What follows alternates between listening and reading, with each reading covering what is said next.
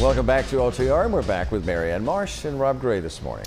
So let's talk a little bit about national politics. Last month, we asked CNN's John King about Katherine Clark's chances of succeeding Nancy Pelosi as House Speaker. Now, this won't happen for a while, but when it does, if it does, who do you see right now as likely candidates to give her a run for her money? Marianne, let's start with you. The guy that was just over Katherine Clark's shoulder in that last shot, Hakeem Jeffries. It'll be a race between the two of them. Here's the difference. Hakeem Jeffries has a higher position. He's head of the caucus, but he really hasn't worked the way Katherine has to elect members of Congress. She has two classes behind her now, possibly a third on the way, that she recruited, she raised money for, she helped get them elected, and they voted for her as assistant speaker, which is why she beat Cicilline so handily. So I expect the same dynamic here. It'll be a hell of a fight, but my money's on Katherine Clark. From the Republican side of the aisle, Rob, who do you see as a likely challenger to Katherine Clark? Well, I think a lot of it's going to come down to the midterm election. If you look at past history, most likely Republicans would be favored to take over the House, in which case she wouldn't even be running for Speaker. If Republicans take over the House, there would be recriminations for the current House leadership, of which she's number 4. I think whoever AOC gets behind is likely to be the challenger for her. They're looking for generational change in the House.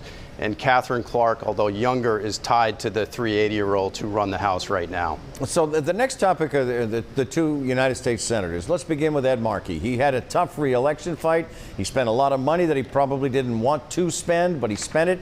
He hit the ground. He was visible. He had a high profile in the Commonwealth. He emerged victorious. He waged a great fight.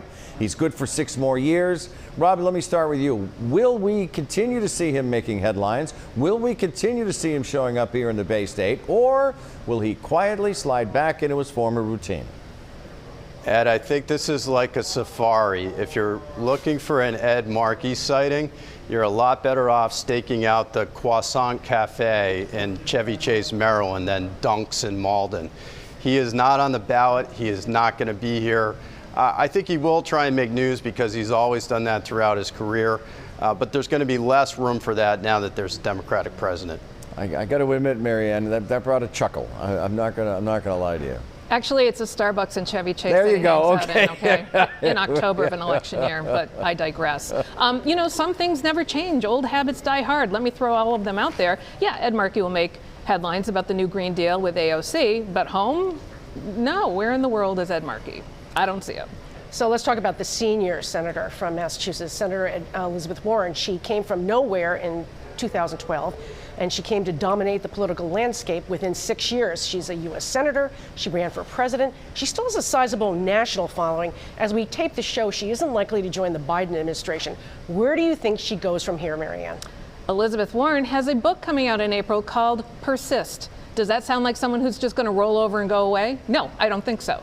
I actually think Elizabeth Warren's going to run for president again in 2024. She took her shot this last time, came up short, disappointing in many respects, but everyone expects Joe Biden to be a one-term president. And while everyone's going to try to set up Kamala Harris, I think Elizabeth Warren's going to use her position in the Senate, continue to be outside, develop the grassroots, and use that book to really launch herself again back into the Democratic primary and on the presidency for 2024. Rob, you just heard Marianne. She predicts that Elizabeth Warren will be back at it in 2024. Do you agree? I mean, if Marianne's right, that would be a courageous decision. I think it's more likely that Elizabeth Warren is now behind Kamala Harris in line. It's very, very difficult to run against a sitting VP successfully. I don't know that she's going to want to lose the Democratic nomination fight twice. And the problem for her is even if Harris were to lose next time around and there's a Republican, Warren would be in 2028 79 years old. So I think she's effectively closed out from running for president unless she goes against Harris, and there's long odds. And the only thing I ask you is how old is the president-elect? Right, that's exactly There's right. an exception every now and then, but I do think it's an exception. But I think it's fair to say that unlike this past year, we're not going to see the huge numbers of people running in the Democratic Party. Do you both agree on that? No, you're going to see everyone and their brother going to run again. Absolutely. Yes, Kamala Harris is vice president. You think Buttigieg is going to run? You think Amy Klobuchar is not going to run? You think Andrea? I mean, let me go down the list. Everyone you saw on the stage. I know the power of the White House and Air Force too is something else. I mean, it's tough to beat. One and done.